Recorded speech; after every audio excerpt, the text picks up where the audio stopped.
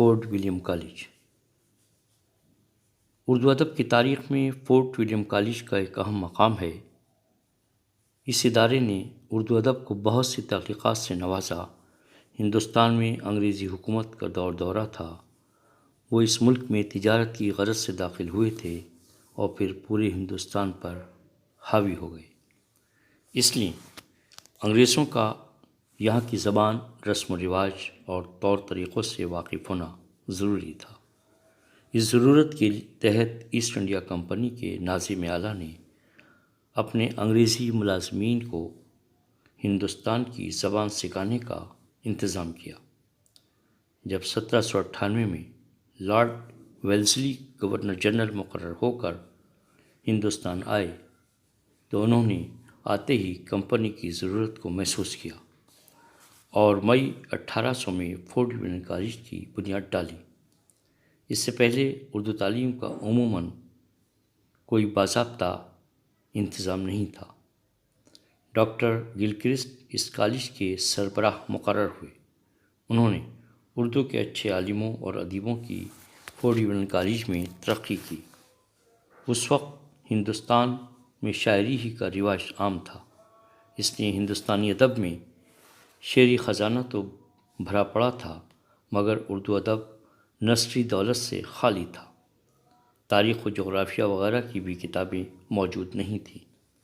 اس ضرورت کو پورا کرنے کے لیے ترجمہ و تالیف کا ایک محکمہ قائم کیا گیا اور ملک کے قابل افراد کو چن چن کر کلکتے بلایا گیا اور فارسی کی اہم کتابوں کے اردو میں ترجمے کرائے گئے۔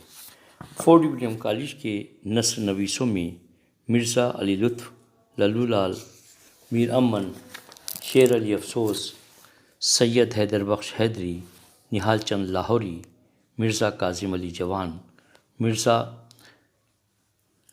مظہر علی خاں ولا، بینی نارائن، میر بہادر علی حسینی، حفیظ الدین احمد، مولوی اکرام علی اور مولوی امانت اللہ شامل ہیں۔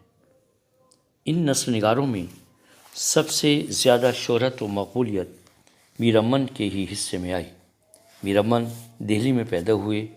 احمد شاہ ابدالی کے حملے کے وقت سورج مل جاٹ نے ان کی جاگیر پر قبضہ کر لیا، اسی لیے وہ دہلی چھوڑ کر پٹنہ چلے گئے۔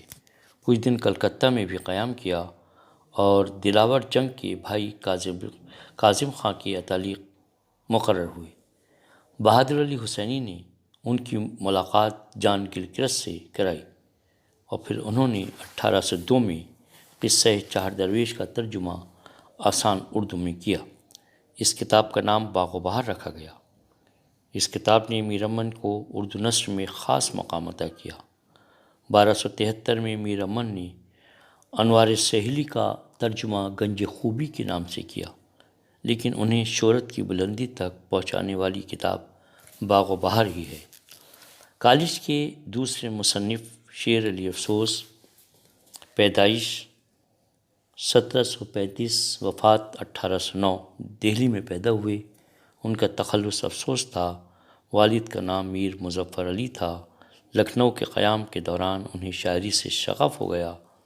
اسی زمانے میں ان کی ملاقات کرنل اسکاٹ سے ہوئی اور انہوں نے افسوس کو 200 روپے ماہانہ پر کلکتہ بھیج دیا۔ وہاں جا کر وہ تالیف و ترجمے سے وابستہ ہو گئے۔ فارسی کی مشہور کتاب گلستان سعدی کا اردو ترجمہ کیا، جو باغ اردو کے نام سے مشہور ہے۔ اس کے علاوہ کلیات سودا کی تصحیح کر کے اشاعت کرائی اور پھر 1809 میں ان کی وفات ہو گئی۔ فورٹ ولیم کالج کے نثر نویسوں میں ایک اہم نام حیدر بخش حیدری کا بھی ہے۔ حیدر بخش نام تھا اور حیدری تخلص۔ یہ دہلی کے رہنے والے تھے۔ حیدری نے فقہ، حدیث اور علم الکلام کی تعلیم حاصل کی۔ انہوں نے قصہ مہر و ماہ کے نام سے ایک کہانی لکھی۔ گلکرسٹ نے اس کہانی کو بہت پسند کیا اور فورٹ ولیم کالج میں ان کا تقرر کر لیا۔ انہوں نے امیر خسرو کی کتاب کا ترجمہ مثنوی لیلی مجنوں کے نام سے کیا۔ ایک کتاب طوطا کہانی ہے جو سنسکرت کی قدیم۔ حیدری کی دوسری اہم مشہور کتاب آرائش محفل ہے۔ میر بہادر علی حسینی بھی فورٹ ولیم کالج کے صاحبان قلم میں مشہور ہیں۔ ان کی مشہور نثری کتاب نثر بے نظیر، اخلاق ہندی، تاریخ آسام وغیرہ ہیں۔ نثر بے نظیر اردو کی شرح آفاق مثنوی سر البیان کا نثر میں خلاصہ ہے۔ اخلاق ہندی ان کی سب سے زیادہ مشہور کتاب ہے۔ مرزا علی لطف نے تذکرہ گلشن ہند لکھ کر اردو ادب میں ہمیشہ کے لیے اپنا مقام بنا لیا۔ اس کتاب میں اس زمانے کے شعراء کے حالات اور کلام درج ہے۔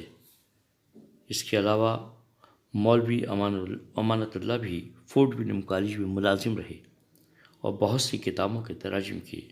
انہوں نے اخلاق جلالی کا ترجمہ جامع الاخلاق کے نام سے کیا، ساتھ ہی قرآن مجید کا ترجمہ بھی کیا۔ یہ عربی اور فارسی کے جید عالم تھے۔ مرزا کاظم علی جوان بھی فورٹ ولیم کالج کے مشہور منشیوں میں ہیں۔ ان کی پہلی کتاب شکنتلا ناٹک ہے جو ہندی سے اردو میں ترجمہ کی گئی۔ ان کی تصنیف بارہماسہ ہے۔ اس طرح فورٹ ولیم کالج ایک ایسا ادارہ ہے جس نے اردو ادب کو نثری ادب پاروں سے مالا مال کیا۔ اسی کالج کے ذریعے نہ صرف یہ کہ اردو زبان و ادب کا ارتقاء ہوا، بلکہ سادہ سلیس اور صاف ستھری زبان کا آغاز بھی اسی کالج کی بدولت ہوا۔ اسی لیے فورٹ ولیم کالج کی خدمات اردو ادب کی تاریخ میں فراموش نہیں کی جا سکتی۔